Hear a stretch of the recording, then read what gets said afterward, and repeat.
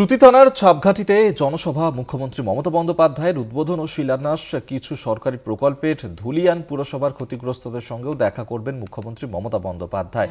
অশান্তির পরিস্থিতি তৈরি হয়েছিল, সেই তার পরবর্তী সময়ে মুর্শিদাবাদে গিয়েছেন গতকালই মুখ্যমন্ত্রী মমতা বন্দ্যোপাধ্যায়। আজ একগুচ্ছ কর্মসূচি রয়েছে তার, এবং আজকে সুতির ছাপঘাটিতে একটি প্রশাসনিক সভা করার কথা রয়েছে। পাশাপাশি ক্ষতিগ্রস্তদের সঙ্গেও দেখা করবেন তিনি, বিভিন্ন সরকারি সাহায্যও করবেন মুখ্যমন্ত্রী মমতা বন্দ্যোপাধ্যায়।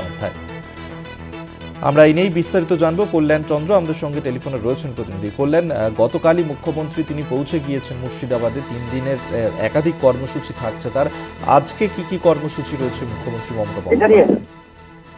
দেখো, আজকে মুখ্যমন্ত্রী এই মুহূর্তে বহরমপুরের যে সার্কিট হাউস রয়েছে সেখানে রয়েছেন, এবং এখান থেকে যাবেন শামসেরগঞ্জে যাবেন। শামসেরগঞ্জের যে বিডিও অফিস, সেই বিডিও অফিসে সেখানে শামসেরগঞ্জের যে ধুলিয়ান পুরসভা রয়েছে, তুমি জানো যে ধুলিয়ান পুরসভায় আন্দোলনের সময় প্রচুর বাড়ি লুটপাট হয়েছিল, ভাঙচুর হয়েছিল, অগ্নিসংযোগ হয়েছিল এবং বাবা ছেলে দুজন খুন হয়েছিল। যার ফলে সেখানে যে দুর্গত মানুষ রয়েছেন, ক্ষতিগ্রস্ত মানুষ রয়েছেন, তাদের সঙ্গে কথা বলার পরিকল্পনা রয়েছে, এবং সেটা হচ্ছে বিডিও অফিসে তিনি যাবেন। কারণ মুখ্যমন্ত্রী গতকালকে বলেছিলেন যে বাবা এবং ছেলে যারা খুন হয়েছিল তাদেরকে তুলে নিয়ে গেছে বিজেপি, এক প্রকার প্রায় তাকে অপহরণ বা কিডন্যাপ করা হয়েছিল, এরকম ভাবেই মুখ্যমন্ত্রী বলেছিলেন। যার ফলে তিনি সেখানে যেতেন, অর্থাৎ শামসেরগঞ্জের ধুলিয়ানে যে বেদবোনা রয়েছে, জাফরাবাদ রয়েছে, সেখানে তিনি যেতেন, কিন্তু তিনি যেতে পারছেন না। এবং সেখানে বিডিও যে অফিস রয়েছে, সেই বিডিও অফিসে আজকে মুখ্যমন্ত্রী যাবেন এবং সেখানে তাদের সঙ্গে কথা বলবেন, এবং সেখানকার যারা ক্ষতিগ্রস্ত রয়েছেন তাদেরকে আসার আহ্বান করেছিলেন মুখ্যমন্ত্রী।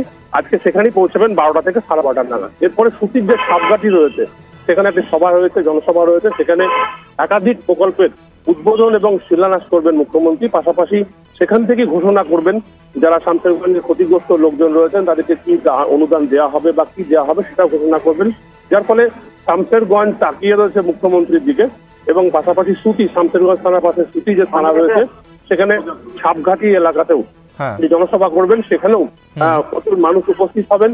পাশাপাশি দুটো এই যে কর্মসূচি রয়েছে সেই কর্মসূচির পর মুখ্যমন্ত্রী ফের বহরমপুরে ফিরে আসবেন অথবা কলকাতায় চলে যাবেন, এরকমটাই সমস্ত কিছু কর্মসূচি সাজানো হয়েছে।